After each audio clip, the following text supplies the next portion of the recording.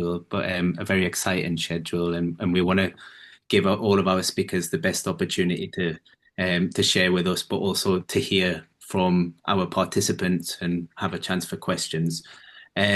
But first of all, it is very important to us, the question of interpretation.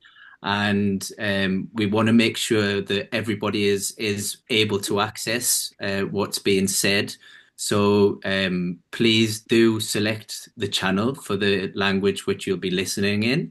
I'm going to ask my colleagues who speak the different languages, working languages of StreetNet, to say the same thing now, just so that we can troubleshoot any issues. If you do have any issues accessing the interpretation for your chosen language, please write it in the chat, and our technical team will be on hand to try and help with any issues. So, por favor, compañeros y compañeras, si no están escuchando la traducción, escriban en el chat y nuestro equipo técnico estará ahí atentos y atentas para apoyar con eso. Pero es muy importante que escojan el canal. It's very important for everyone to choose their channel. Please, could somebody say the same thing in French? Oui, camarades, s'il vous plaît, il faut choisir le canal de langue français pour entendre l'interprétation. Donc, s'il vous plaît, rappelez-vous de choisir le canal de langue. Thank you, Margarita. And somebody, please, in Russian. Уважаемые участники, очень рада вас приветствовать. Для того, чтобы вы могли слышать выступающих на своем родном языке, выберите. Thanks very much. We've covered all of our working languages then.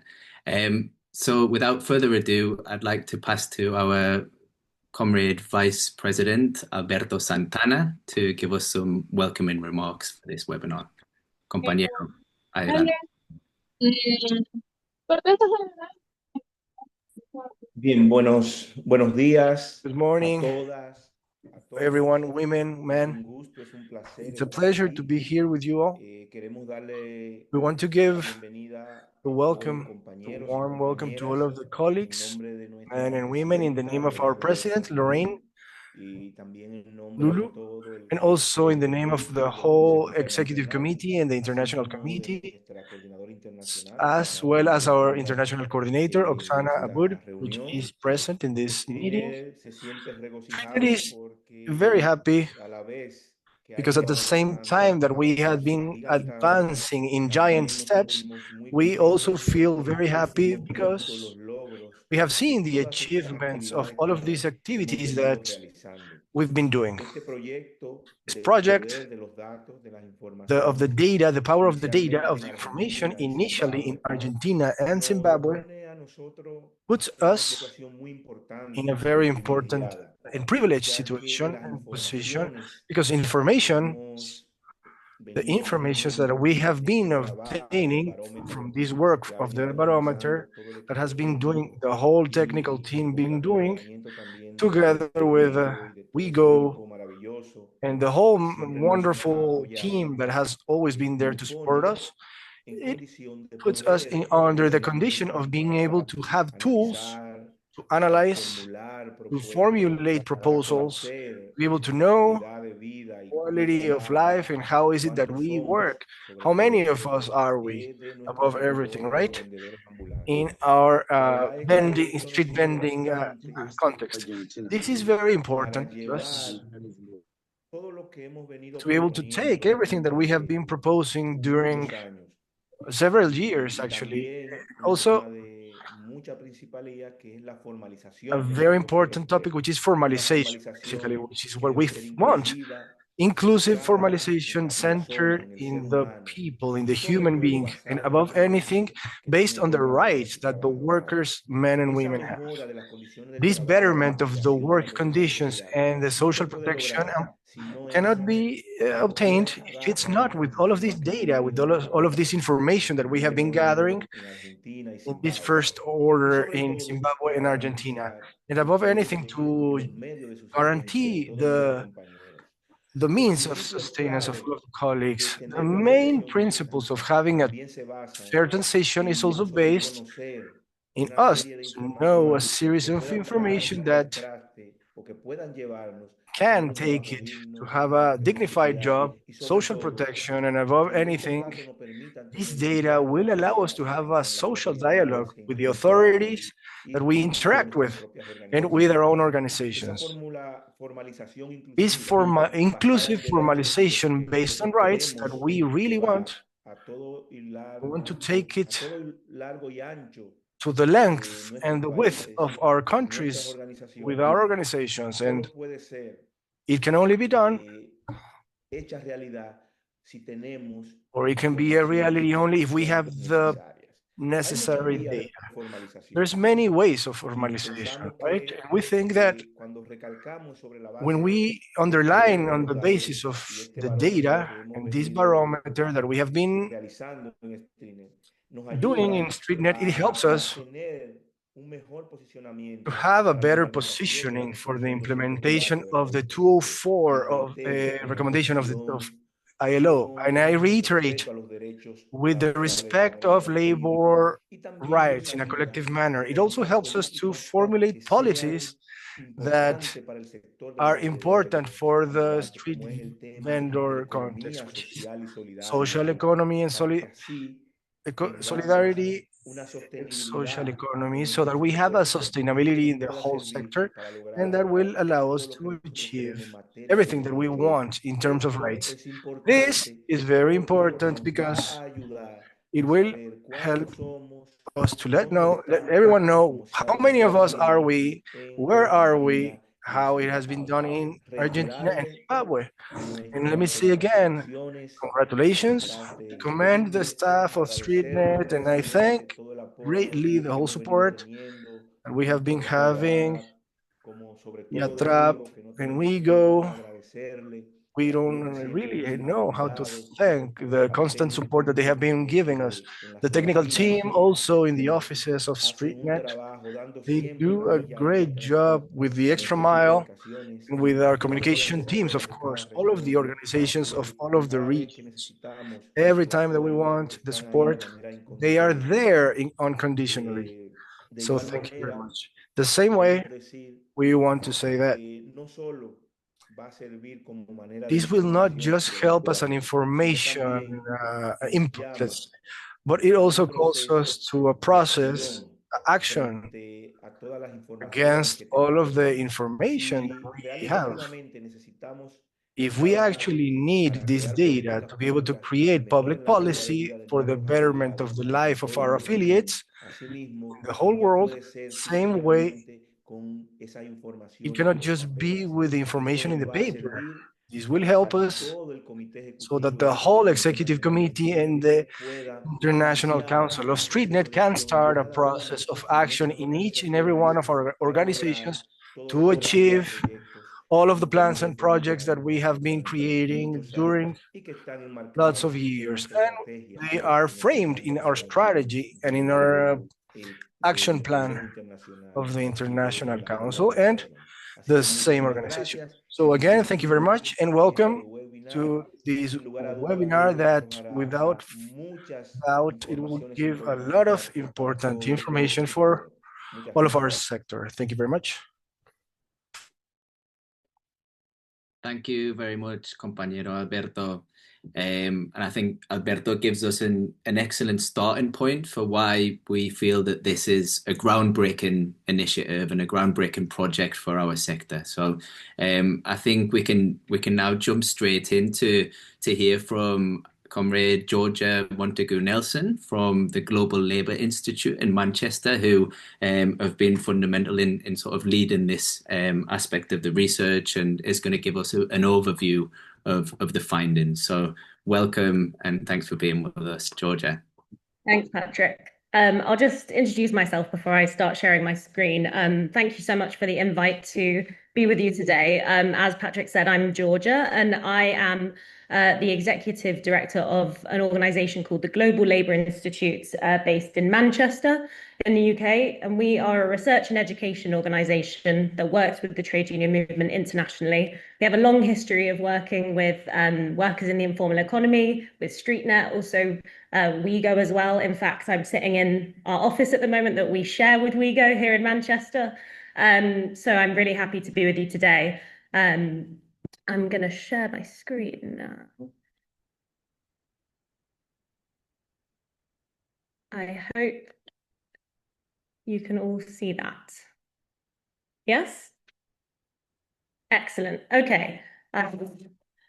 Yeah, so thank you again for inviting me. And what I'm going to try and do in just a short kind of 15 minutes is to give you a bit of an overview of what we've been doing over the past year, what was the background to it, what are the kind of the methods that we use, and what are some of the findings that have come out of this work. So this time last year in 2024, together with StreetNet, we launched the Barometer project to monitor and document the conditions of street vendors and market traders. The project is part of StreetNet's broader advocacy program, particularly around implementing ILO Recommendation 204, and also in advancing bargaining as a tool to ensure informal economy workers' participation in shaping policies that affects them. So just to give an overview of kind of some of the key goals of the work, the aim of the project was to gain a more detailed understanding of the characteristics, livelihoods, and key issues of street vendors and market traders. Also to inform StreetNet on key thematic areas related to formalization, and importantly, perhaps most importantly, to build the capacity of local affiliates to conduct similar research and monitoring in the future, to produce that credible evidence to strengthen engagement with policymakers at the national and international level. 6 key kind of benchmarks were defined to assess the situation of street vendors and market traders, including involvement in social dialogue, protection from violence and harassment, right to work without restrictions, access to social protection, opportunities and conditions to formalize informal employment, and decent employment conditions for street vendors. And the idea was to pilot the project in 2 cities at an initial stage to explore what was possible. So Harare in Zimbabwe was chosen in partnership with Zachia, and in Buenos Aires in Argentina in partnership with UTAP. So the project was based on a participatory research methodology. This kind of approach focuses on understanding the real life experiences, livelihoods, and challenges of workers in the informal economy through their direct participation in the research process, and the inclusion of vendors' perspectives, experiences, and importantly, in-depth knowledge of their work and of the industry. The affiliates are involved throughout the entire process, from research design and fieldwork to analysis and reporting. And this helps to build a bottom-up understanding of workers' realities, and also strengthens ownership of the findings. So as you can see on the screen, the project began with an inception meeting for affiliates to meet, introduce and discuss the project, agree aims and objectives, and develop a work plan. And we had our project inception meeting this time last year in Harare. You can see the image on the screen there. The project combines qualitative and quantitative research methods, including questionnaire surveys, focus group discussions, in-depth interviews with workers, and stakeholder interviews with relevant authorities and organizations. And draft research tools were designed around the core research objectives, but also providing flexibility for them to be adapted according to the local needs of the unions. The fieldwork was carried out by a small team made up of vendors, traders, union activists, members from the local affiliates. And before the fieldwork started, each team attended a training workshop where we got to test out the questionnaire, do some role play, interview techniques, and discuss the research plan. And you can see images on the screen of the training workshop held in Buenos Aires. Each affiliate selected the target markets that we wanted to undertake interviews in based on capturing a representative sample across different types of goods and forms of markets, but also based on their own priorities for things like organizing and capturing information. And a target of 400 to 500 completed questionnaires was set for each pilot country. 12 markets were selected in Harare and 18 markets were selected in Buenos Aires. And those markets were ranked according to size to ensure that we were getting a representative sample that was proportional to how many vendors were in each of those spaces. Overall, we undertook 963 questionnaire surveys across Harare and Buenos Aires that covered many different issues, which I'll go into a bit later. In addition to that, we undertook 11 focus group discussions across both locations, and these were conducted to explore workforce issues in greater depth than was possible through the questionnaire survey. And they were organized according to workplace, location, or key characteristics. So we held additional target groups for women workers and other vulnerable groups, migrant workers, young workers. And finally, in-depth interviews. We conducted 17 one-to-one in-depth interviews. These are aimed to build a detailed illustrative picture of daily operating costs and income of vendors, providing examples of microeconomies, employment relationships in greater detail than is possible through the other methods. And we also undertook 12 stakeholder interviews with civil society, local authorities, national government agencies to gather a bit more detailed insight. And finally, each pilot project partnered with local academic researchers, which provided support in refining research tools and in data management and analysis. That also strengthens longer-term relationships and capacity building, allowing the unions to conduct similar research independently in the future once the project is over. And now just to jump into some of the key findings. So what we found about workforce characteristics: the economies are diverse, although in both cases they're mainly dominated by the workforce by informal fixed markets and vending on the streets and in public spaces. Women have strong representation in the industry, particularly compared to the formal economy. In Harare, there's a higher prevalence of young workers, and in Buenos Aires, the workforce tends to be older, but there are indications of younger entrants increasing, driven by limited formal employment opportunities, high unemployment levels. There are high migration levels for work in Buenos Aires, lots of cross-border migration compared to Harare, where most of the workforce are local or internal migrants. Most workers live close to their workplaces, reflecting a kind of localized nature of the economy. And the majority of the workforce depend entirely on the industry as their main source of livelihood. Where workers do have additional jobs, they are typically within the vending economy or other low-paid and precarious forms of work.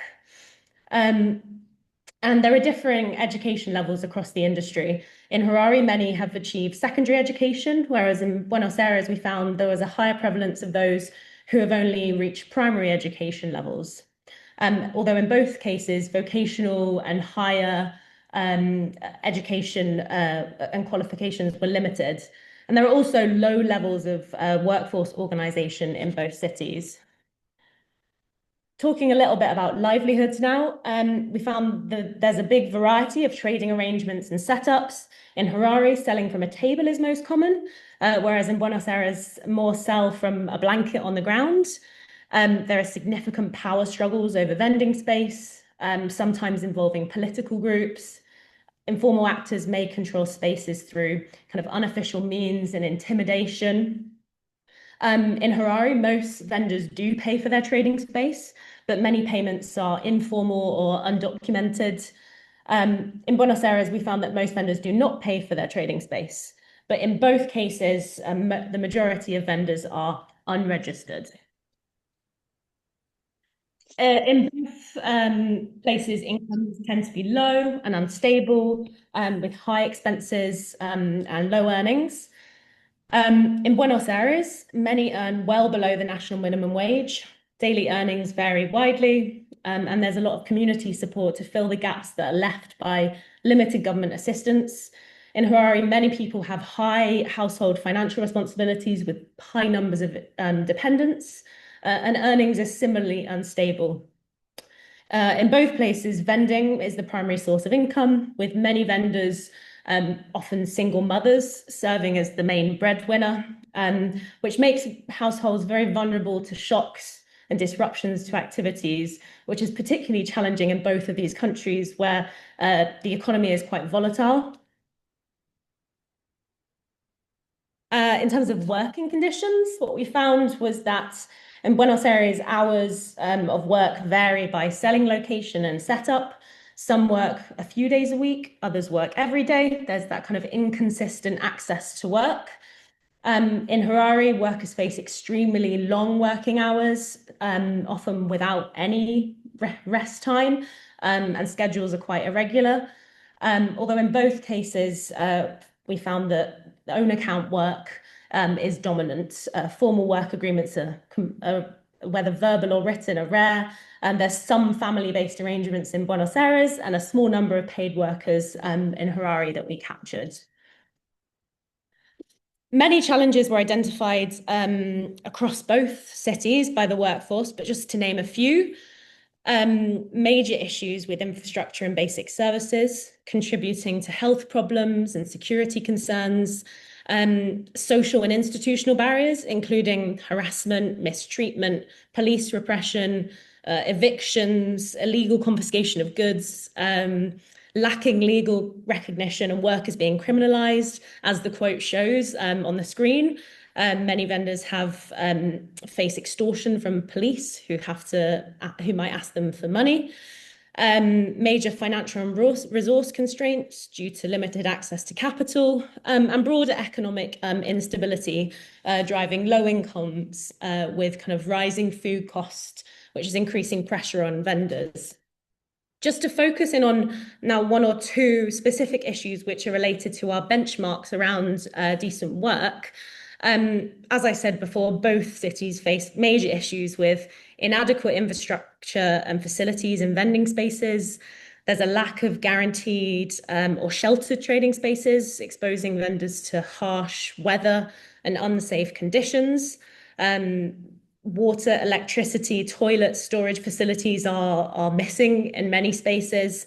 And that has a really negative impact on health and reduces sales. As this quote shares on the screen, we don't have a bathroom, we endure rain, cold, and difficult conditions.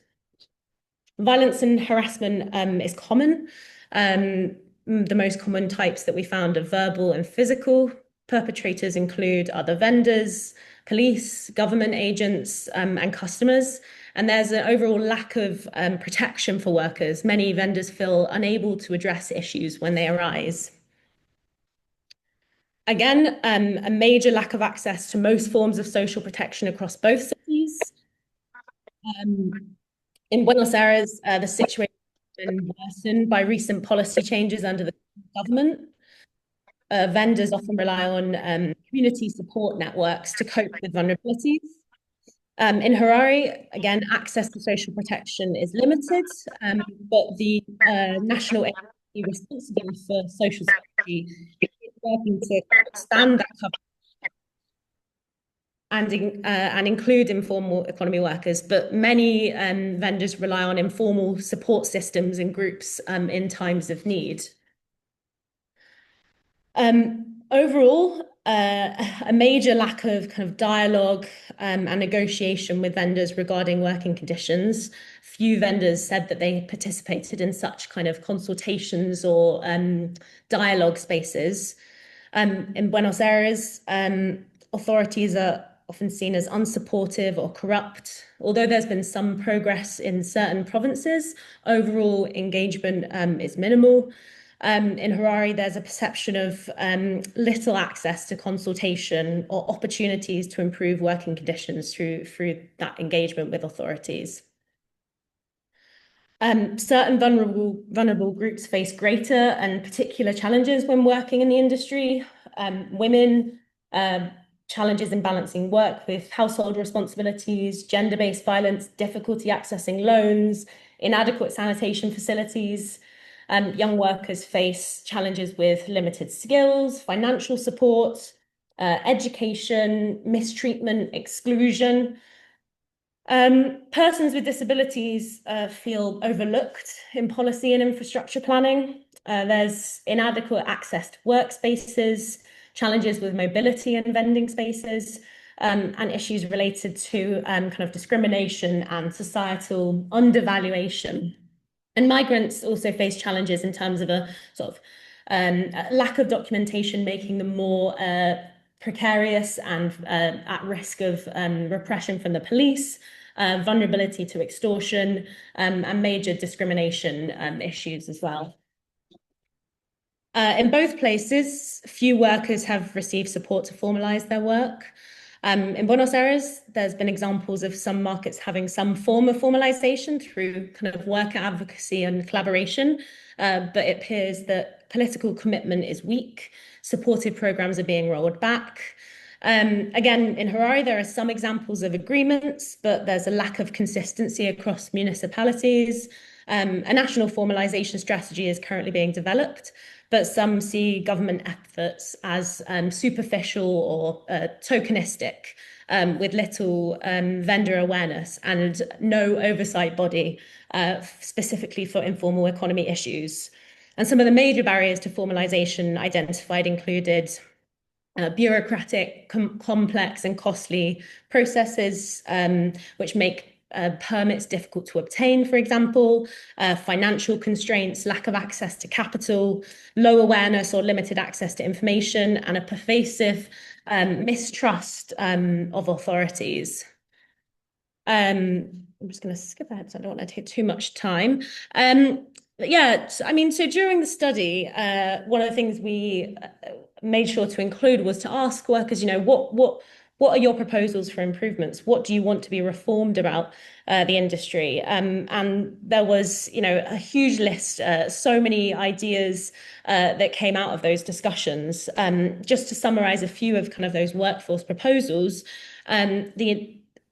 primarily the need to address immediate concerns of the workforce. So provide safe, adequate markets and workspaces, improve sanitation facilities, protect workers from corruption, harassment and violence, provide financial support and inclusion through access to loans, affordable capital, simplifying requirements for accessing financial support, supporting community-based schemes, cooperatives, more inclusive financial initiatives, reform of legal or regulatory framework, simplify registration processes, reduce bureaucracy, recognize informal economy workers as legitimate economic agents, expand access to social protection,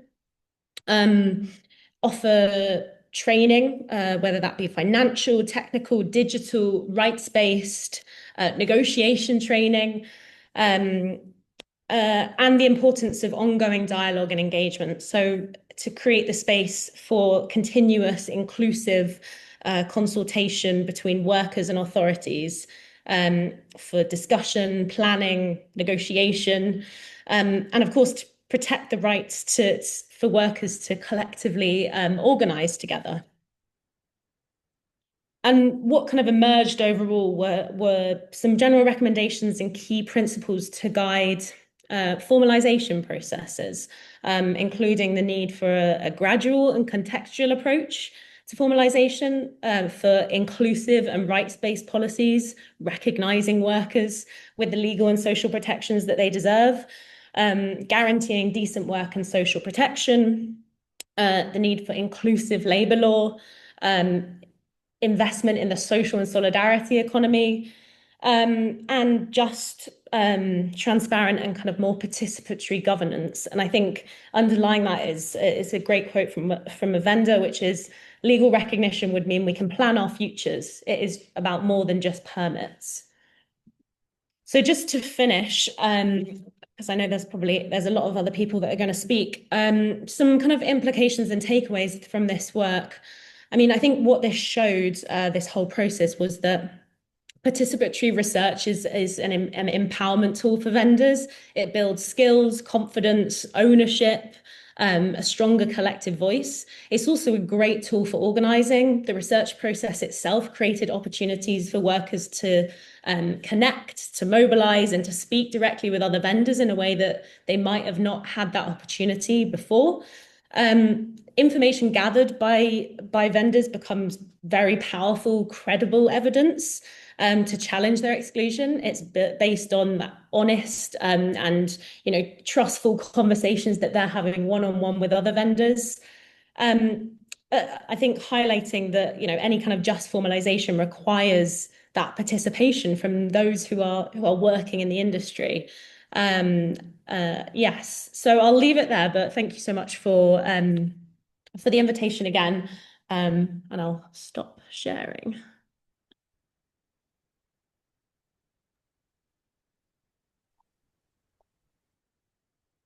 Fantastic. Thank you ever so much, Comrade Georgia. And I think it's clear to everybody why we within StreetNet feel this is such an important and valuable initiative. And I think that ending point around the power of the data, which is actually being collected out there by street vendors themselves, the people who know better than anybody else their own contexts, is just so important. So thank you very much, Georgia.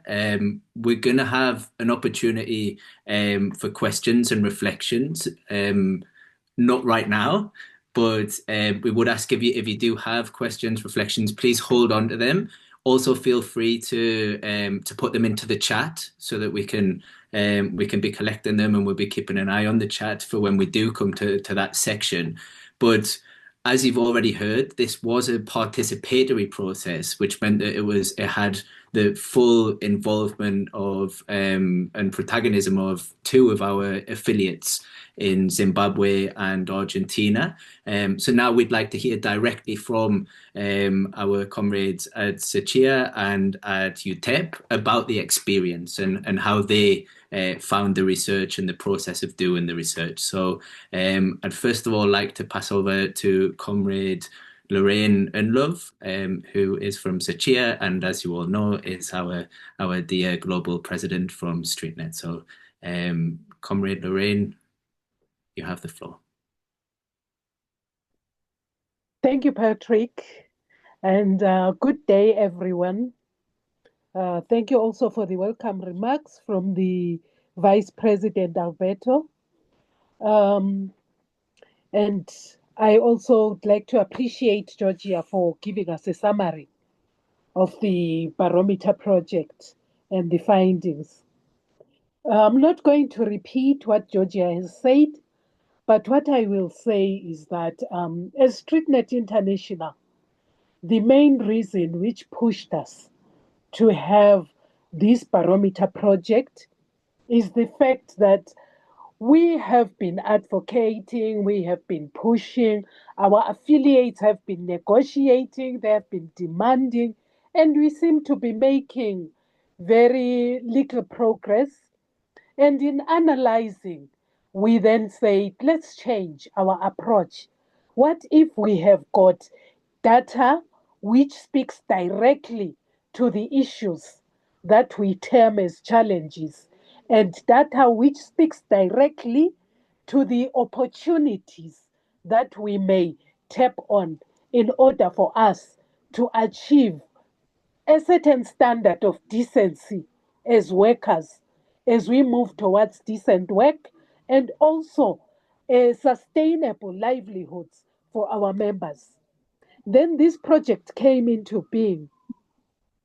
This project is so exciting, especially for us as workers on the ground, because it came and took a participatory approach, which means that even as workers were doing the research work, or they were contributing to the study themselves as the enumerators or research assistants, it gave them also an opportunity to learn more about themselves, their work, and how human they are, to say that street vendors are as human as all workers come. Street vendors are also the heart of so many countries, contributing to national economies, though hardly recognized and respected. This is also one of the reflections which come out of this barometer study. So I'm just going to, because I'm so excited that now we have a study which speaks not only to narrative data, but we also have numbers and figures, percentages. This is very exciting for me. To start off with, we have an informal economy employment, which accounts for 58% of the global employment, with rates as high as 89% in low income countries. And Zimbabwe is no exception. For Zimbabwe, we have an informal employment which ranges from 58 to 80%. And the number is debatable. So, as we embarked on the project, 10 of our local vendors and leaders were trained as researchers. They were supported by Zichia, GLI, StreetNet, and the coordinators on the ground from Zichia. The methods of data collection included focus group consultations. This meant that the vendors had an opportunity to speak among themselves, and also this is what builds solidarity. When I look at it, solidarity was built. We have stronger workers because they were involved in these focus group discussions as groups, and we also had interviews with vendors and key stakeholders. One of the vendors from Chitungwisa was cited as saying, working in the informal economy is our escape route from poverty. It is not the ideal, it is not the ceiling for anyone. We still look forward to seeing a transition of informality to formality as we continue to work. And I believe that this tool that we present today will not only work for StreetNet International, for the affiliates in the two countries, but it will also work for all our affiliates globally. And it will also enable even the International Labour Organization to get a deeper insight into what happens on the ground for workers in the informal economy, particularly street and market vendors who were involved in this barometer project. Part of the findings established that most of these workers operate without any legal protections and frequently face abuse and harassment and violent evictions, deplorable working conditions, and also confiscation of goods. Historically, in Zimbabwe, authorities have taken tough approaches in dealing with workers in the informal economy through demolition of workspaces, confiscation of goods. Some workers even get beaten up and arrested. So this study. Am I too fast?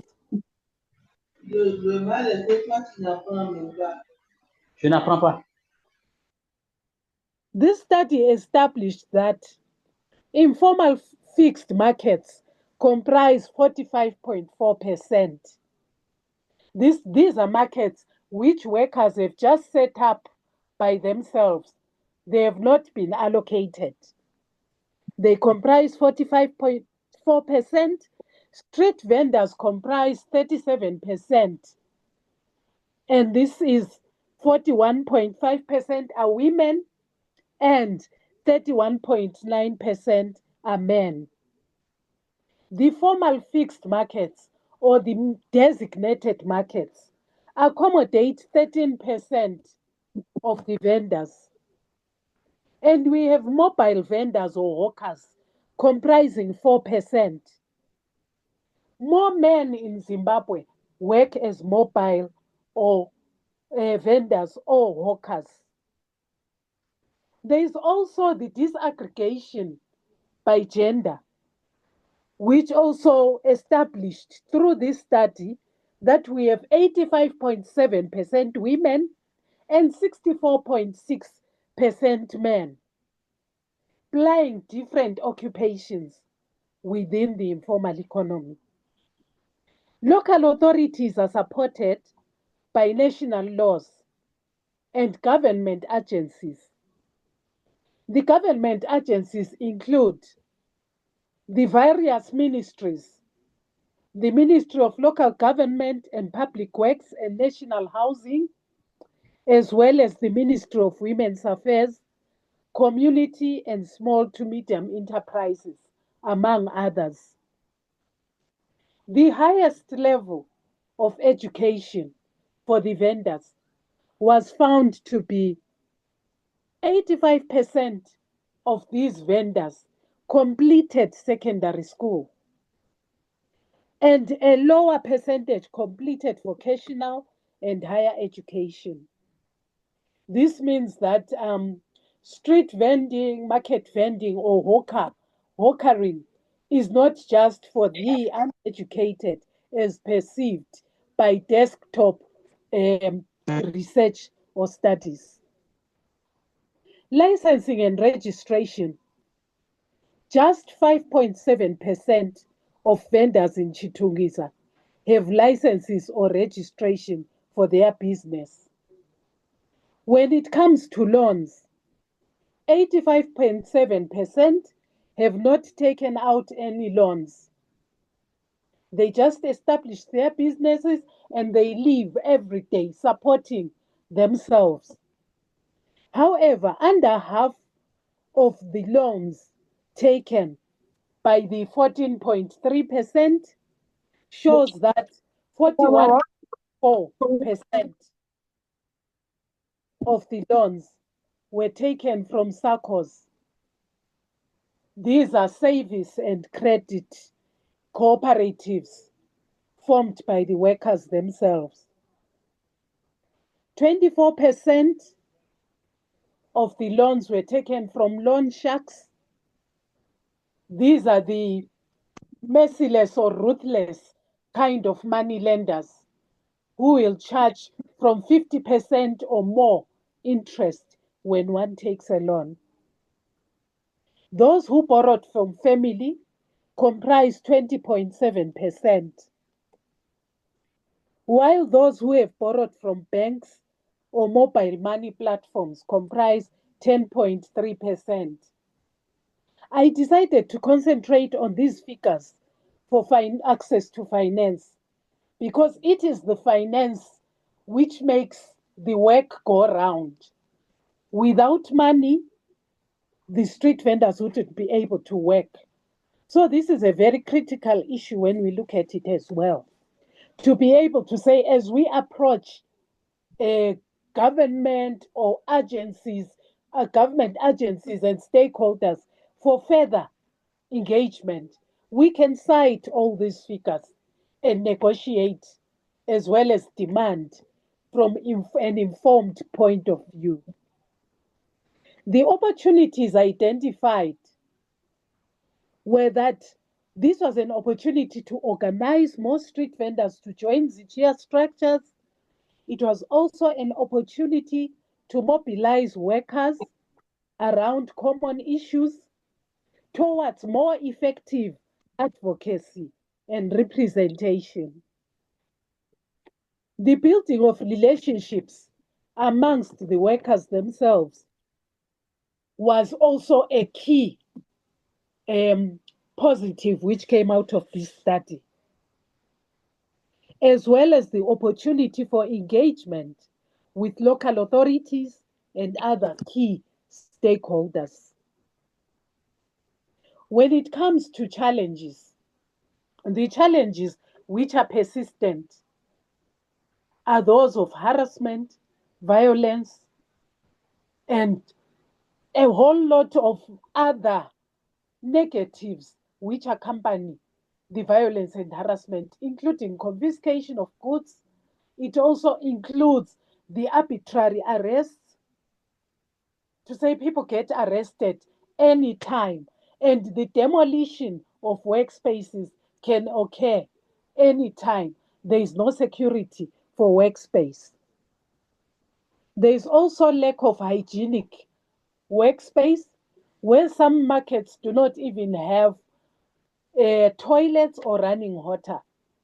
So I will round off here, saying that time is limited, but this is just a tip of what is contained within our study. It is exciting to own our own study as Streetnet International, and also to be able to stand up and offer. We will be able to offer the data that we have to other development partners who always support us in our work. Essentially, even as we speak about the international instruments which have been put in place by the International Labour Organization, it is good that we have this study which speaks to a lot of these issues like social protection, violence and harassment, as well as transition to formalization. Thank you very much. And happy International Street Vendors Day ahead. Yeah. Thank you very much, Comrade Lorraine. And we're going to move straight on to hear from our comrades in Argentina, from UTEP, and in particular from Edith Coleman.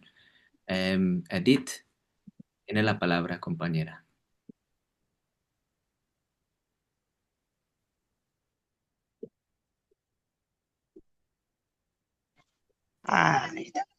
Hola, buen día Hello, para hello, good todos. morning, Soy Edith, soy everyone. de I'm Edith. Argentina. I'm Soy Argentinian. vendedora ambulante. I'm a Pertenezco a UTEP vendor from the street. I y belong ahora to estoy UTEP. en mi puesto de trabajo. And right now, I'm La actually verdad at que el my workplace. proyecto que trajeron Truth be Argentina told, the y project that you guys Zimbabwe brought to fue Argentina together with StreetNet muy was importante, ya great. It was very que pudimos important because encontrar con we were able trabajadores to organizados y find no organizados. organized and Y para mí non-organized eso fue workers. crucial. For me, that was crucial. El sector en Argentina está The sufriendo sector in Argentina una is ola de suffering crecimiento a muy wave of grande, pero growth, a también huge hay growth, but mucha also represión, there's a lot of criminalización repression, y criminalization, es feroz, es muy and cruel en it's Argentina. ferocious. It's very cruel, actually, in Argentina. Pero basado But en lo que pudimos ver y lo que based on pudimos what we were able to también, see and also nos to work, encontramos we con found the personas fact we found people that migrantes immigrants con mucha dificultad para poder with a laburar lot porque of las leyes en difficulties to be Argentina able to para las work personas because migrantes laws cambiaron. in Argentina, Entonces especially hubo for una immigrants, they criminalización changed. sobre los So there's a compañeros criminalization with the colleagues y una and a persecución tremenda. prosecution, a huge Nos prosecution. encontramos que We tenían we have diferentes formas de seen that they have trabajar, different ways of diferentes working and different formas de organizarse ways of y con organizing diferentes and also different prioridades. Y para mí priorities, of fue course. súper For me, importante todo that el was very recorrido que pudimos important hacer. in all of the work that we have done. ¿Se me escucha? Can you guys hear me? Are you Yes. guys hearing me? Sí. Adelante. Claro que sí, compañera, muy amable. Sí, ¿se escuchó? Yes. Did you guys hear me? Bueno, Okay, then. mañana es el Día Tomorrow Internacional del is the Vendedor International Ambulante, Day así of the que vendor. estoy muy feliz de So poder estar I'm very happy representando to be able to Argentina y represent poder Argentina compartir este and to be espacio able con to todos share ustedes. this space with all of Desde you. acá, un abrazo From here, let me fraternal send you a y estamos en fraternal contacto hug, siempre para and I will la always organización be y la lucha within the continua de todos los disposition with trabajadores. the constant struggle of all of the workers. Thank you very much.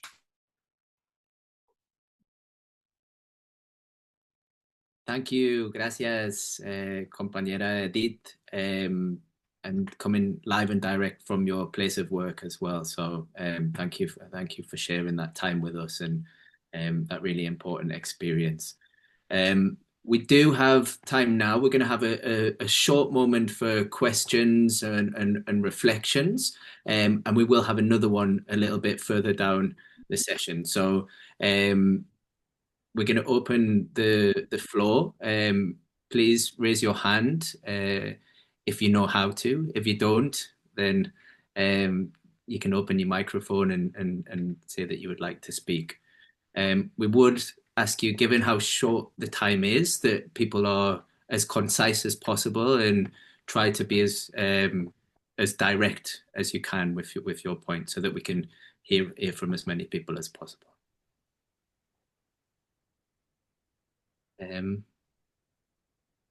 I see Tanjeni.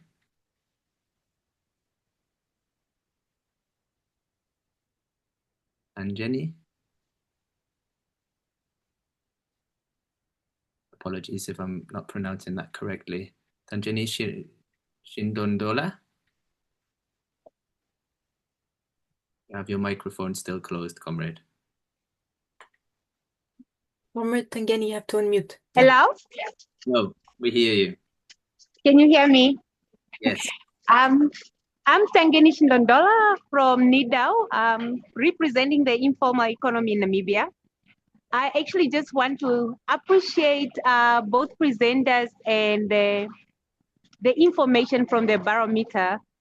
I don't have a question, it's just an addition that in Namibia, a day ago, we just launched the National Diagnostic Study on informality. And the outcomes are exactly the same as what was presented.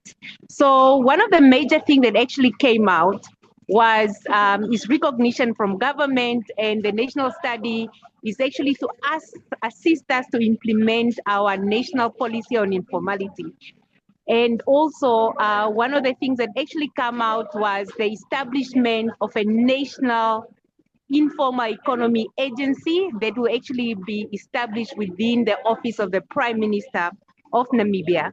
And we also have established a national working group on informality that is actually chaired by the executive director of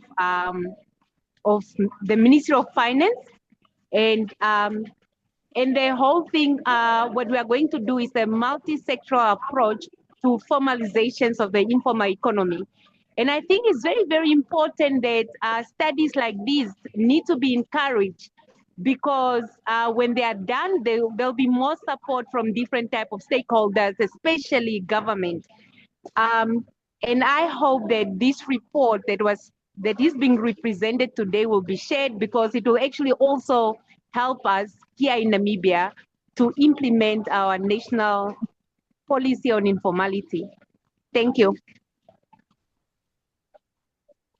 Thank you, comrade, and really important points that you raise. And yes, absolutely. I think that that is something that we can commit to, that we will be sharing this report and this data, and hopefully it counts, as you say, for exactly that type of advocacy work that you're doing. Do we have any more hands, or would anybody like to come back on Tanjeni's?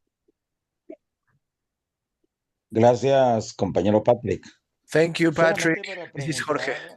Just to ask the colleagues over there in Namibia about the follow-up of what plan in the future do you wish, how do you wish to give continuity in your country, or if you're expanding it furthermore to other countries?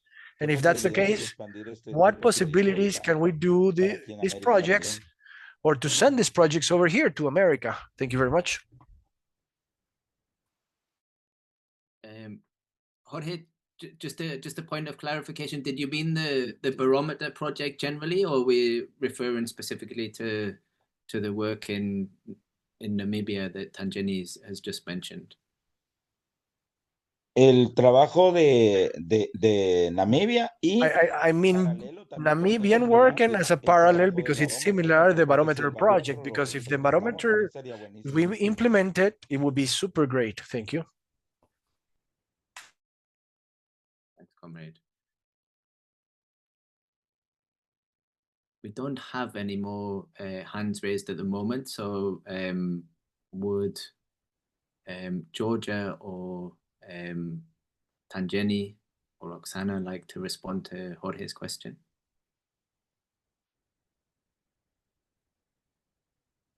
I'm happy to just come in on the final thing Jorge mentioned about how this can be kind of expanded. I mean, obviously, this was a pilot project. The first time we were doing this with street vendors and market traders, and so I think even because we did the work in Zimbabwe first, then we moved on to do the work in Argentina. So even between the two periods of research, we learned a lot, and I think there's a lot that can still be learned to further improve on the methodology.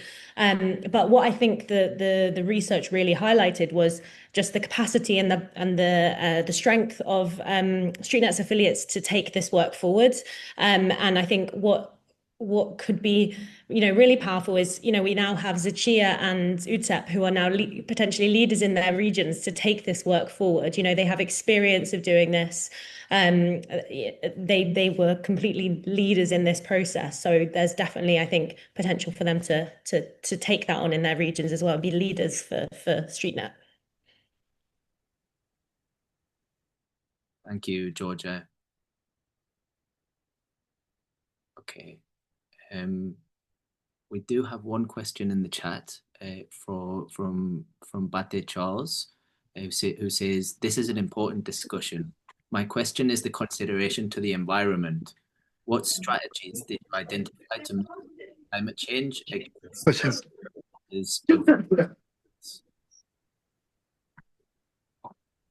Сейчас переводчик. Перевод. Русский. Все. Джамал, выключите, пожалуйста, микрофон. Да, только начал, да, господи. Еле-еле вошел. Где этот микрофон несчастный? Sorry, Jamal is trying to connect.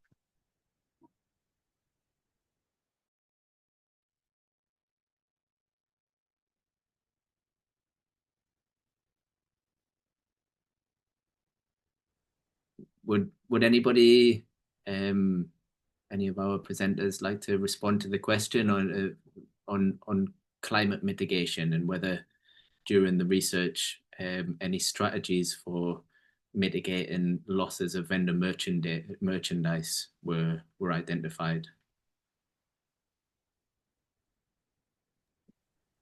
Okay, I can step in a bit. Georgia, you want to say? No, you can go ahead. I mean, just briefly, we didn't identify specific strategies, but obviously climate-related impacts was something that definitely came up in the research. And so I see the results of this research as the first step. In taking that work forward, we now have the results. So these reports are now the to be owned by the affiliates to then translate that into national level action as well. But I'll let you come in, Oksana. Yeah, thanks, Georgia. Just to add also what Georgia mentioned, it was not really aimed only for specific climate change issues mitigation to check the affiliates and surveys, but of course it came up as one of the challenge and as one of the negative impact on the street vendors, on their livelihoods. So which means it's a huge issue, and of course we are now trying to see how we can do separate research on this specific issue because it is very important, and thanks Charles for raising this. So we did some small research in 3 Southeast Asian countries exactly on climate change impact. We can share with you definitely. It was very interesting also pilot project for us, but we also got a lot of findings which we're happy to share. But this specific Barometer project was mainly designed within the Decent Work Agenda program, which is the ILO concept.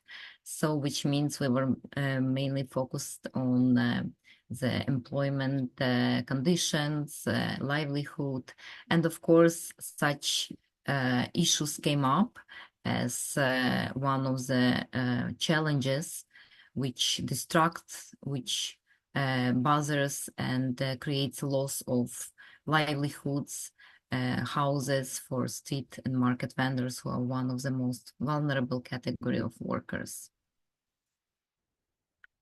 Thank you. Thank you, Comrade Oksana. And I think Oksana's mentioned.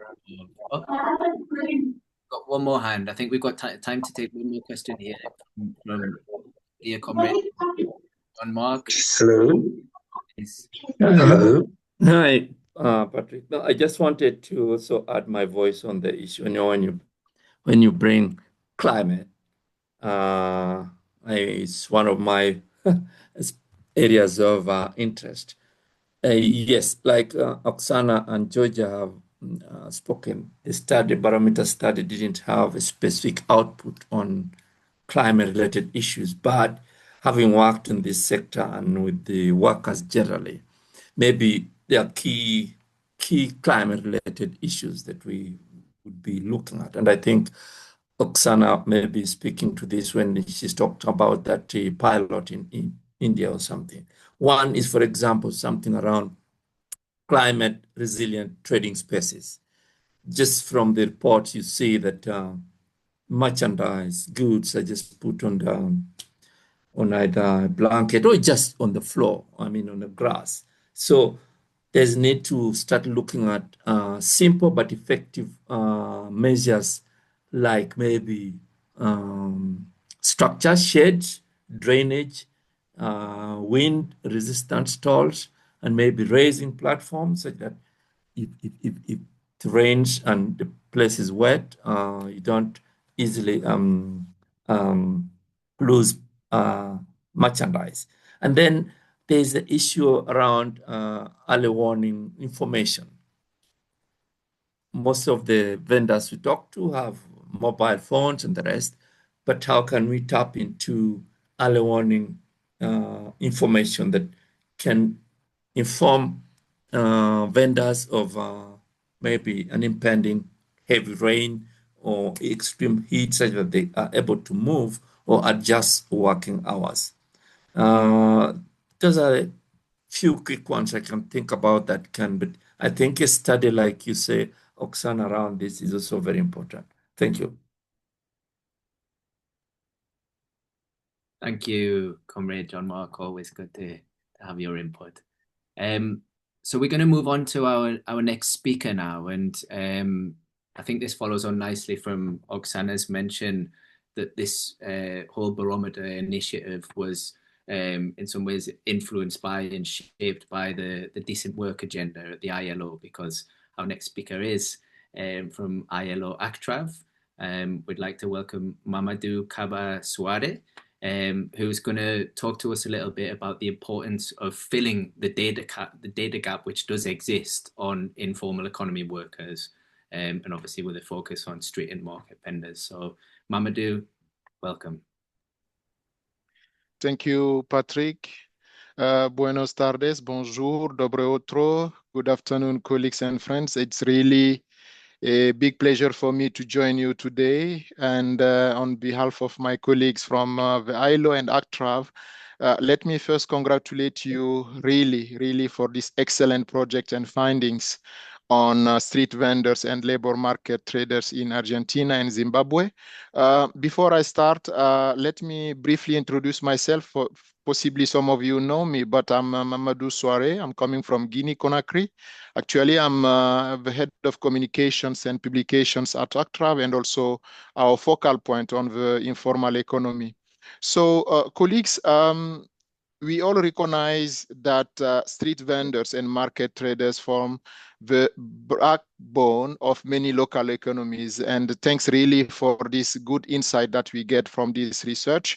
And we know that these two categories of workers are the one providing essential goods, creating jobs and sustaining many economies, in particular in the global south. However, I think one of the biggest challenges we face in advancing workers' rights in the informal economy is invisibility.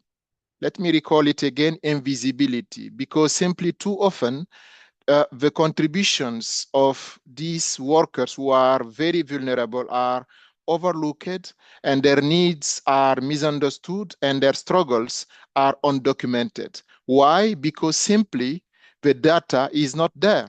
So I think what you did here is really a real step that we are encouraging many workers to make sure that we will have more and more data to develop the new narrative and to build clear advocacy to change life and livelihoods of people and to advance the decent work. So when we talk about these things, colleagues and friends, I think data is the new oil of the 21st century. So, but like the oil, it's not only valuable when it's discovered, it's refined and used strategically. So it's very important that we think about, okay, how can we better use strategically the different findings? And I concur with what my predecessor said about the next step. How can we better use the different findings? And very importantly, how to replicate this exercise in some other countries and see how we can better build the narrative and the advocacy to make change happen. Because simply when workers are not counted, they don't count in policy. So closing the data gap is not just a technical exercise. I think it's really a political but also a social imperative. So the launch of this barometer for Argentina and Zimbabwe, in my view, is really a steps towards changing that. It really bring, I think, real data by making sure you are working hands in hands with workers on the ground and making sure that they are visible. And for me, this is very key to make sure that the policymakers will understand the real reality that these people and these workers are and comrades are facing in their respective countries. So I think this is a great contributions in understanding the challenges faced by street and market vendors, including from what I see in your good presentation, the difficult livelihoods, the poor working conditions, the pressure from local authorities, the question of violence and harassment, especially for women, but also as you highlighted, the lack of social protection and also the limited involvement in policy making processes. So from the ILO, we want really to convey two key messages to you. First, as you can understand, formalization has been and continue to be at the heart of our work here. In few days, the ILO governing body will adopt a follow-up action which will set priorities on formalization for the next 6 years. This action plan will include a package of responses to some of your demands highlighted in your report. We will continue definitely to work hands in hands with you on this matter, in particular on how best we can support the vulnerable groups. The second message that we want to convey here is that efforts are underway to fill the gap in the informal economy. As some of you know already, in 2023, the 21st International Conference of Labor Statisticians adopted a resolution updating and improving the measurement standards on the informal economy. This aims three main objectives. One, it is to reflect the latest development in the world of work. The second, it is to provide better picture of worker situations. And third, it is in the line with the recent standards on measuring all form of work and work relationship. So we really want to encourage you to look at this database and these resolutions that have been adopted 2 years ago.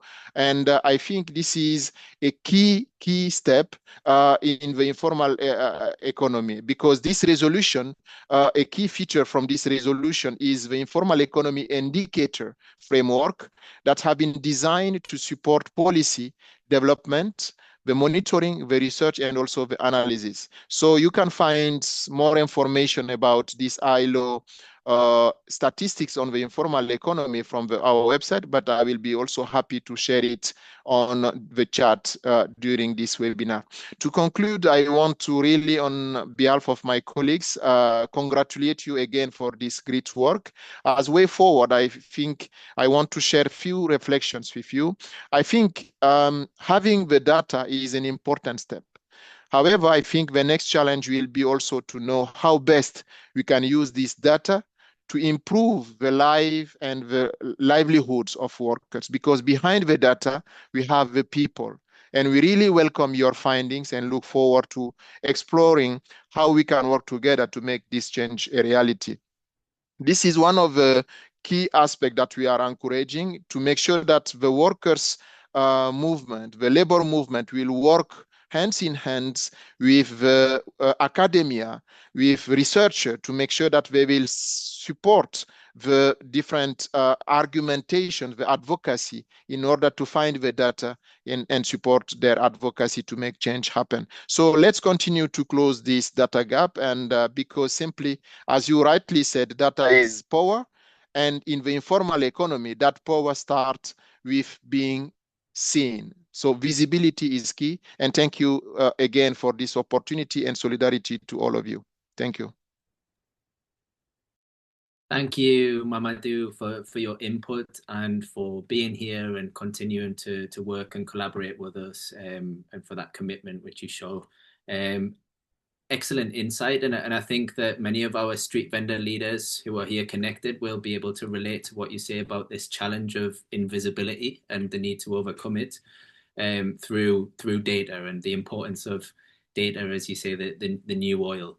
But as you say, data is not enough just to have it. It is also about how we can be strategic and know how to use it, and how we can use it to achieve and push towards our goals. So that's what we're going to now look at a little bit more. We're going to go back to our affiliates in Argentina and Zimbabwe, where we're going to ask them to reflect a little bit on how can we use this data, this oil, as you say, this new oil which they have now been provided with, in order to push their advocacy on, and what will be the next steps for them in their countries. So first of all, I'd like to invite our comrades from FETEP UTEP, and in particular Fernando Weinbrand, who is the president of the FETEP UTEP, of the Federation of Public Space within the UTEP. Fernando. Buenos días a todos. No sé si ahí se me escucha bien, Patrick. Good morning, everyone. I don't know if you guys are hearing me, Patrick. Perfecto, me quedo tranquilo. Bueno, perfect. Okay, first, thank the space for the space and everyone that made this possible, that the Barometer went ahead. Colleagues of StreetNet and WeGo, truth be told, to work together to give more sustenance to everything that we've been working with in terms of the public spaces, for the betterment of the labor conditions of our workers. It's a very nutritious and necessary. When we speak about the question of Patrick, for me, a key point, how to use, what to use it, or how to use it, this new oil, like Mamadou said. I agree totally. Without information, we cannot do anything. Information cannot just remain like that. We have to use this data as to be able to transform, or for the betterment of the reality. We have to take the tools at hand. When we go back to the previous, it's fundamental for us to use data, also the barometer, but also the other one we knew. Here in Argentina, we could maybe arrive to other workers in the public spaces. This is a very big data, because sometimes the work grows up, like Edith said, and lots of times workers in the street, it's very difficult to arrive to everyone. So with the barometer, we were able to arrive, or to catch everyone, everything that they live, in terms of the impossibilities of working in a dignified manner, and our work has to be recognized as something legitimate and not something illegal.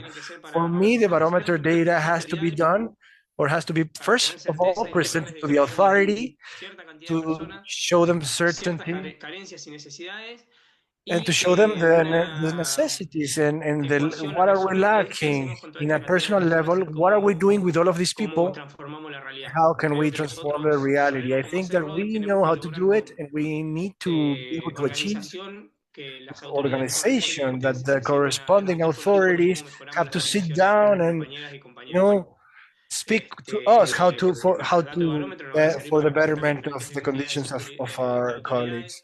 The Barometer project, for instance, tomorrow we have used this day for the Labor Secretariat. We are going to present a project for the authorities for them to recognize our situation, for they to regularize and to use the law and the rulings in the country. Oh my God.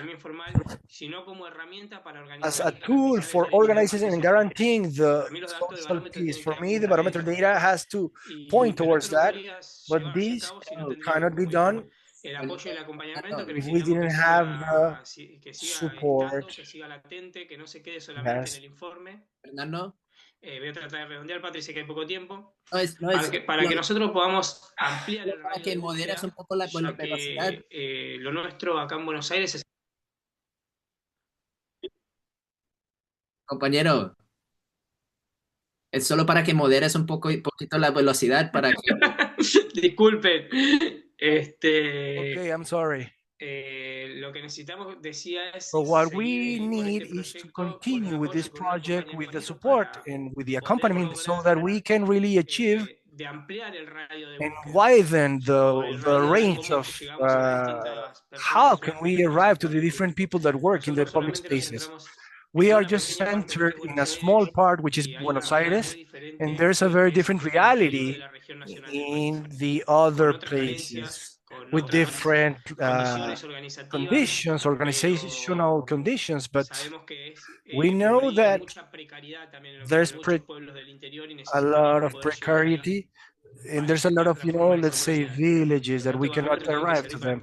So the barometer data has to also work to be able to talk to the authorities, to deeply talk, oh my God, to be able to achieve that there's social protection with dialogue with the corresponding authorities and to achieve a transformation from the basis.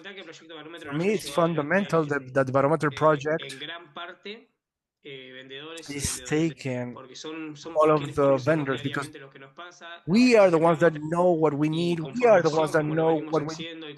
And with tools and with collaboration, we would be able to know and build different options on how to construct or how to build this reality. For me, Barometer project has to be centered in that dialogue and transform the lives of our colleagues, men and women. Thank you, Comrade Fernando. Apologies for the interruption, but we could see the steam coming out of Asdrubal's ears as he was trying. Perdón, Patricia. So, algo que quieras que repite, no hay problema. Sorry, Patrick, if there's something that I have to repeat, I will. No problem. Thank you, Comrade. We're going to move on and hear from our comrades in the chair. I think June Chadenga has your hand raised. You have the floor, comrade. Okay, good afternoon, everyone. I just want to participate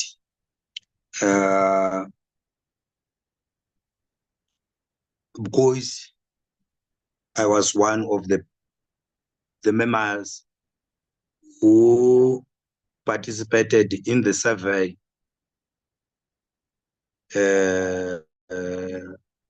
in Chitungwiza. So I just want to go through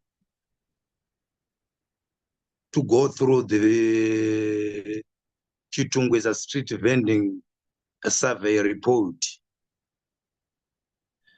I think I'll start with the introduction. This report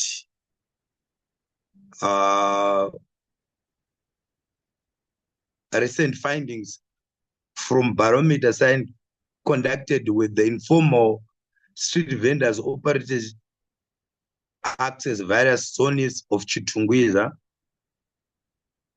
So there were some objectives which were found there. There was to access the current business condition and to identify key challenges and gather suggestions for important their workers, environment, and economic inclusion. So we go to objectives of the survey. We need to understand the operational status of the street vendors. 1, 2, identify major business challenges they face. Then 3, capture vendor views on possible policy of infrastructure changes. Then 4, inform stakeholders engagement and advocacy efforts. Then we go to the next step,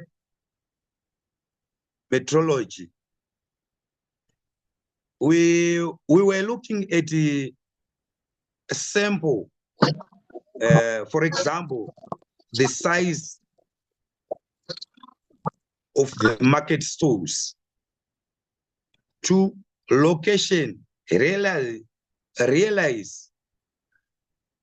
or major places were found in Chitungwiza.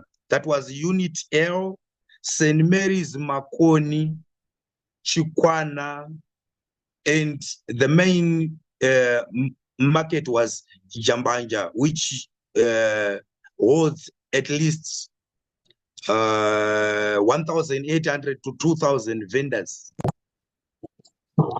Then we were to find key findings there,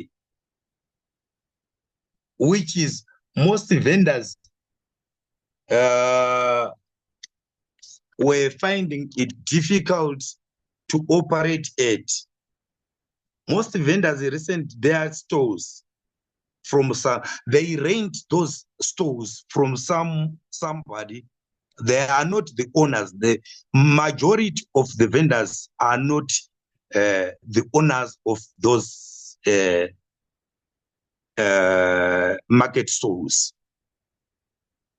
And also,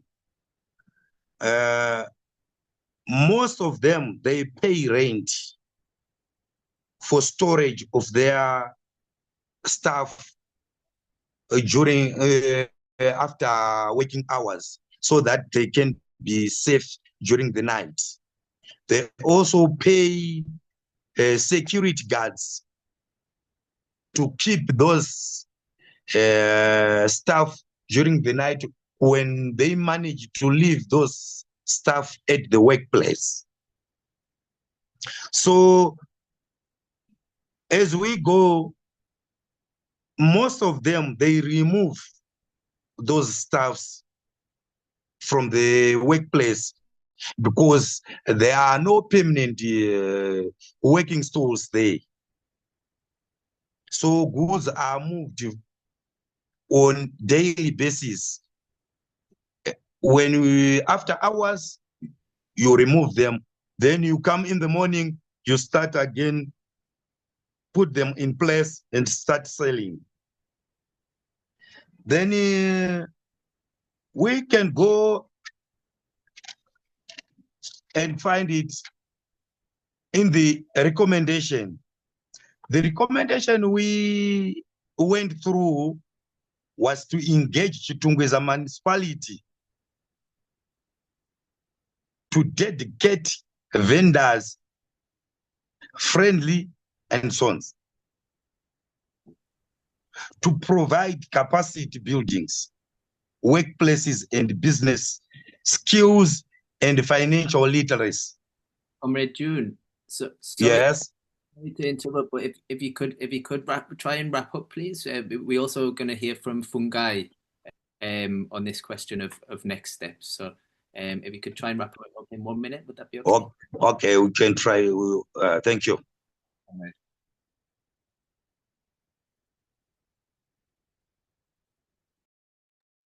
Would you like to conclude, June?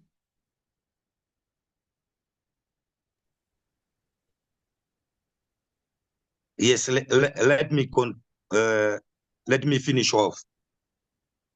Please be brief. Okay. I think for the conclusion, the survey highlighted that with the right support from the local authorities, informal workers in Chitungwiza can thrive and change the effort and meaningful to local development. We recommend further dialogue and turn these engagements into action. I thank you. Thank you, Comrade June. And we're going to pass straight over to Comrade Fungai for this question of next steps and how these findings and this data can be used within your struggles in Zimbabwe. Fungai, you have the Okay, thank you so much for the opportunity. I would like to thank StreetNet, GLI, Ichia, UTEP for the successful completion of the Barometer survey. So I think on the next steps, on how we are going to use the data or the research, I think as we have already highlighted that formalization is topical and key for the growth of the informal economy. We are going to use this research tool or research data or research findings to advocate for graduated licensing and simplified registration process that recognize different scales of vendors. For example, we have mobile vendors, we have fixed vendors and market-based, and this we are going to do in order to improve legitimacy and reduce the issues of harassment. We are also going to use these research findings in partnering with local authorities. The local authorities are the ones that govern the operation of the informal economy. So we are going to partner them to improve market infrastructure, looking at the issue of shelter, sanitation, water, waste management, prioritizing markets like in Njambanja, Ikwana, Zengeza 4, which have got high vendor density. The findings also, when we are doing the research, we also realize that there are a lot of street vendors who are yet to be recruited as members of the association. So we are looking at with only 10% of membership coverage. We are going to launch a mass outreach and digital registration campaign targeting especially the young people, the young workers, and the non-member who are mostly women vendors. We are also going to use the findings in building capacity. We are going to, in that regard, we are going to work with the Ministry of Women Affairs and SMEs Development to establish vocational business training skills, given low formal skills, with only those about 23.4% trained. We are also going to look at the issue of social protection. So with the research findings, we are also going to engage a National Social Security Authority, which is NASA, and other local authorities to design a micro-contributory social protection scheme for healthy maternity and or retirement suitable for informal workers. So the other step is we are also going to look at the issue of gender and youth empowerment. So in this regard, we are going to strengthen Zichpiak women and youth guests to provide targeted leadership training using the findings to access microcredit protection from gender-based harassment. We are also going to look at the aspect of digitalization and record keeping. We are also going to introduce digital ID systems, mobile payment platforms for vendor fees to promote transparency, reduce corruption, and facilitate data-driven policy decisions. So lastly, we are going to use this, the findings to develop a national informal economy position paper. And we are going to engage the municipal or the local authorities to strengthen dialogue with the government and attract donor partnerships. So I think these are the next steps, or how we are going to use the research findings for the benefit of the here and other informal economy workers in Zimbabwe. I thank you.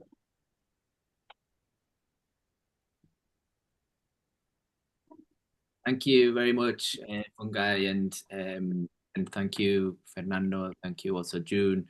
It's great to hear how there are already plans for how this data is going to be used in a strategic way and really integrated into your struggles. So, and also to hear just really how much you feel that this can actually have a concrete impact upon those struggles. So that's really exciting to hear, and we'll be looking forward to being updated on that and seeing how that progresses. We do have time for one further brief round of questions, although we are slightly over time, but we're gonna open maybe just for a few minutes if there are any further questions or comments from comments. I did see one in the chat, and please raise your hand if you would like. In the chat was from Lila Morala from Feteputep, who says, "Hello everybody, I would like to share a thought. The methodology is essential, especially in places where there are many unorganized street vendors or market traders. We noticed that Feteputep vendors themselves found it easier to conduct the surveys than activists did. I think than sort of the technical support. So that's really interesting and talks to the importance of that real participatory element of the methodology. Thank you for that reflection, Comrade Leela. I don't think we have any more hands currently. If not, then perhaps we can move straight on to our concluding remarks.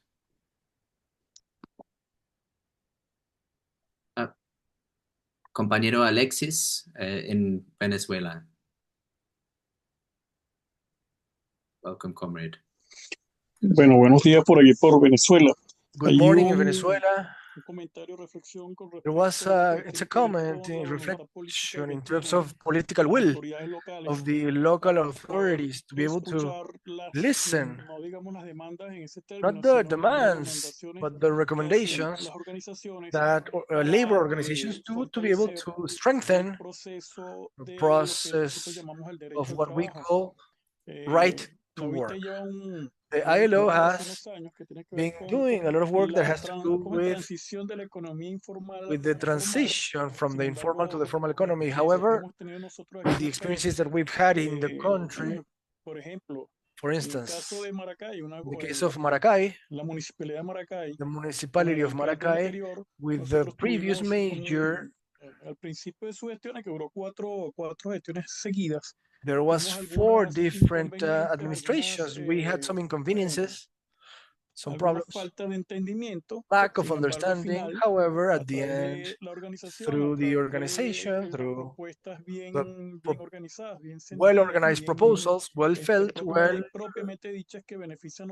properly said, they not just benefit the sector, but the neighbors that are walking through the place, also the urban centers that where we work at. What I want to say is that once that the municipality understood the intent or intention, there was understanding and there was advancement.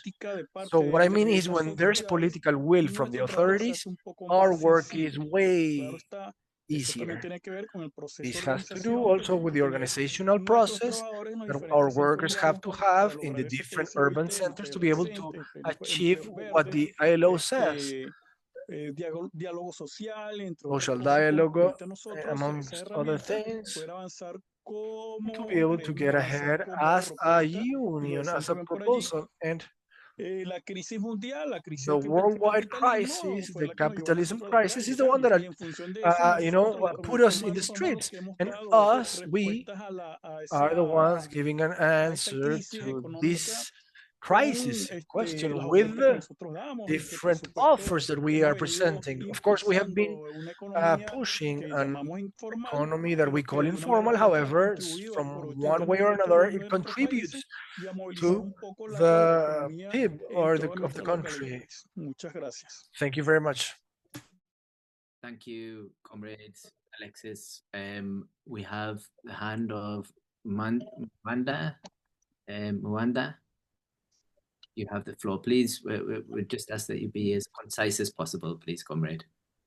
Yeah, thank you very much, coordinator. I'm Mwanda Chiwambala from Malawi Union for Informal Sector, Malawi.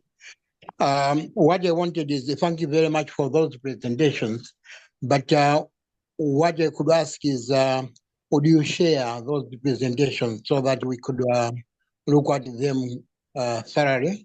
I know that one is from Argentina, but that should also be translated in English if possible, so that we can use both of them, Zimbabwe and Argentina. Thank you very much, coordinator, for noting my presence. Thank you very much. Thank you very much, comrade. And I think we've also got two comments in the chat, which I think we can share briefly now. From Benga in Nigeria, a good time to inform the House about the national dialogue on extending social protection to the informal sector in Nigeria, scheduled for December the 2nd and 3rd by the Federal Ministry of Labour and with ILO support. We shall also be presenting a report on Nigeria informal workers' pension programme with real possibilities of exposing with data the major gaps and push for fundamental reforms. That's exciting developments from Nigeria. Thanks for sharing that, comrade, and apologies I hadn't seen that sooner. And a comment from Joanne Vanek. This has been an excellent seminar. The reframing of the Barometer project through the Labour Institute collaboration has been a perfect approach. The findings are most interesting and meaningful, and the uses of the data at the end are really important. Congratulations. And then we have Margarita just there responded to Mwanda, saying that the report is in English, so you'll receive it in your inbox tomorrow, comrade. And Lucia Fernandez from Wigo comments, I would like to dedicate the Street Vendor Day tomorrow to Ngange Mbaye, the Senegalese street vendor who was shot dead by the police whilst selling on the streets of Sao Paulo in April of this year. I think that's a really important and timely comment from Lucia. Thanks for that, Lucia. And I think we would all second that. We don't have any more comments or hands, so I think we can now pass for our concluding remarks to Comrade Oksana, our international coordinator here at StreetNet International. Oksana, you have the floor. Thank you so much, dear Patrick, and thanks to our great speakers, our great participants. Unfortunately, we don't have a lot of time, but I will be very fast and brief in my concluding remarks. So, of course, just to highlight again that full reports of these findings, or at least executive summary reports, will be shared tomorrow in our newsletter. So please check your inboxes. You will receive it tomorrow. But before I go to my final words of this webinar, I also just to mention about very important point and pay tribute to our dearest friend, advocate for workers' rights and amazing mentor, Dave Spooner, who is unfortunately not with us anymore this day, but who played such an important role in developing this project with us. So we will be always remembering and grateful to Dave for this successful project that we just did, and I'm sure he's watching us and happy for this success. I also just wanted to mention that it wasn't a very easy decision on which country to choose for piloting this project, so we developed sort of criteria which made our decision a bit easier as we needed to pick the country and city, which more or less represents the situation of our sector of the vendors in the region or even in the continent. So, and the affiliate had, of course, to have some base or capacity to manage this important, we call it action-based project. So thus we launched the project into cities, which seem are located on different continents, but the situation, as you could hear from the presenters, was and is still very similar in both selected cities. Same challenges, same issues, and also very similar data, including the percentages on different aspects. Indeed, data is power, and as it was highlighted by our Vice President Alberto, data creates opportunity to access decision-making spaces, to formulate our policies, to have construction dialogue and negotiation with government or any counterpart on inclusive formalization and further advocacy actions. Data, of course, will help more our constituency, street and market vendors by making their work and contributions more visible to the governments and to the public, and as it was also pointed by our dear speaker Mamdou from the ILO ACTRAV, and we appreciate your presence today as well. Data also enables vendors' organizations to access services and inclusion in social protection schemes, as it was already mentioned, because lack of access to social protection schemes is one of the biggest challenge for street and market vendors globally. So, but with such accurate data, vendors can also better negotiate for safe trading spaces, protection from violence and harassment, and recognition as legitimate essential workers in the urban economy. So we see that this project also proves that data provides evidence to influence decisions and challenge unfair policies and demand accountability, which is unfortunately lacking. As our President Lorraine mentioned and emphasized, that through such projects, these vendors themselves learn more about themselves, in particular, how valuable a role they play.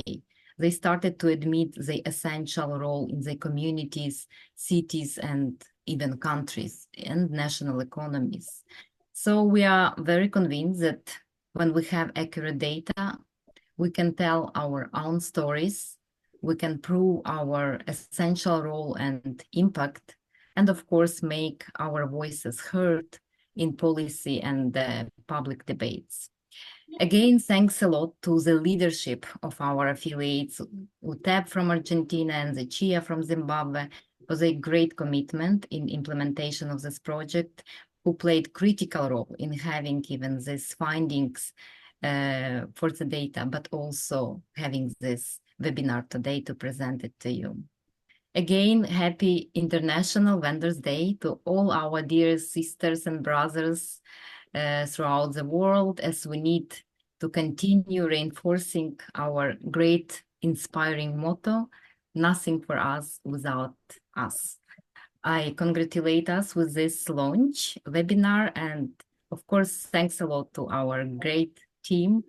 Thanks, Patrick, for moderating. Thanks, Margarita and media team for making this event possible. Thanks to our partners, Georgia, to our friends and partners from ILO ACTRAV who respond to our invitations, and we're always happy to have you here, and we definitely hope for our cooperation for the sake of betterment street and market vendors' lives. Thank you so much.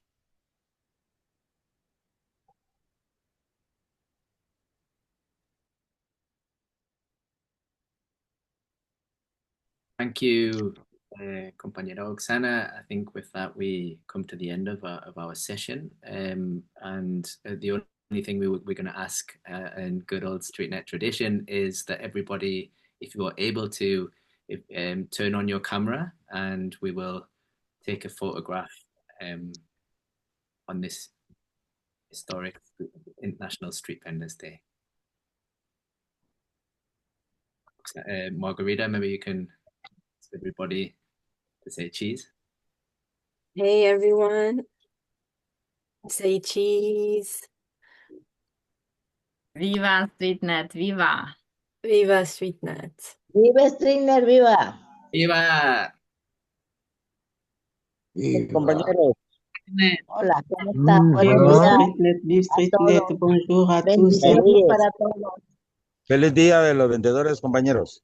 Feliz día de los Feliz vendedores. Street compañeros. Vendors Day. Thank you so Seguimos much. en la lucha, seguimos trabajando por la reivindicación de nuestro sector desde Venezuela. Feliz día para todos, un gusto verlos. Happy Thank International you. Vendors Thank you. Days. Thank you. Someone said Tardes from para Venezuela. todos.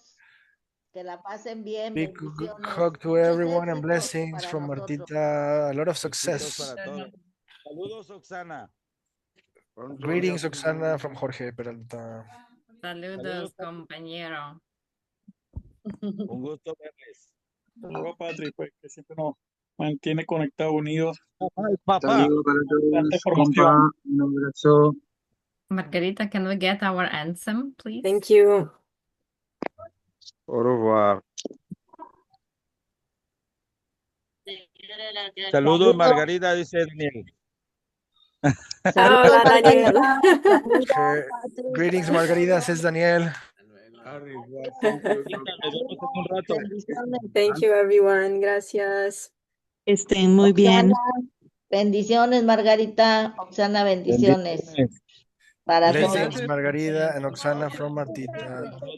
I was trying to share the music, but I don't know if you are able to hear it. Wait. Acabó. Our anthem for Street Vendors Day. As people leave, Have a wonderful celebration. maybe you can listen to it. Thank you. Yeah, we can hear a bit. Yeah. Sorry, I thought it was already sharing. Todavía. This is our anthem for StreetNet. Do we have our singer and author? Jessica, Sister Jessica, you here? Oxana above. Y compañero Alexis, muchas gracias.